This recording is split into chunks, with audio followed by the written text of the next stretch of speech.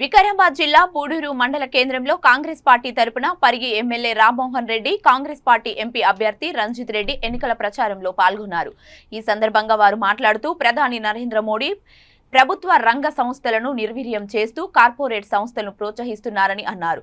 సంవత్సరానికి 2 లక్షల ఉద్యోగాలు ఇస్తామని చెప్పిన మోడీ గత 10 సంవత్సరాల కాలంలో యువతకు ఎన్ని ఉద్యోగాలు ఇచ్చారని ప్రశ్నించారు. బడుగు బలహీన వర్గాల ప్రజలకు మేలు జరగాలంటే కాంగ్రెస్ పార్టీతోనే సాధ్యమని అన్నారు. వచ్చే పార్లమెంట్ ఎన్నికల్లో కాంగ్రెస్ పార్టీకి అధిక మెజారిటీ ఇవ్వాలని ప్రజలను కోరారు. ఈ కార్యక్రమంలో కాంగ్రెస్ పార్టీ ప్రజా ప్రతినిధులు, నాయకులు పాల్గొన్నారు.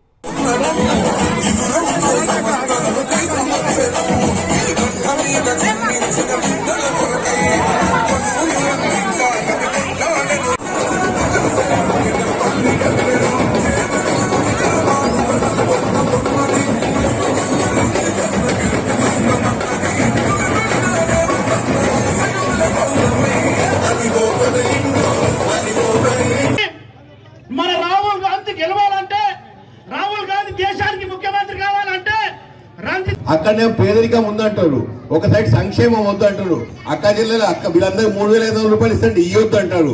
ఇంటింటికి పెన్షన్లు పెంచుతామంటే వద్దంటాడు. మరి ఏం చేయమంటారు?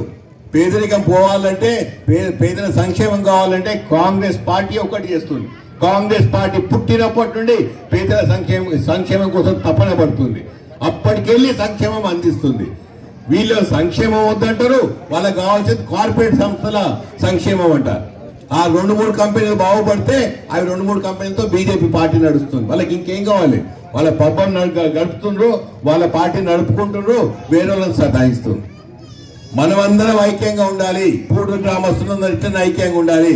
ఇంత మంచి మెజార్టీ ఇచ్చిన రామ్మోహన్ అన్నకున్నా అందరూ ఏం చెప్తున్నారు? ఇంకా మనం మంచి మెజార్టీ ఇస్తే రామ్మోహన్ అన్నకు ఇంకా చేయూతనిచ్చినట్టు అవుతుంది.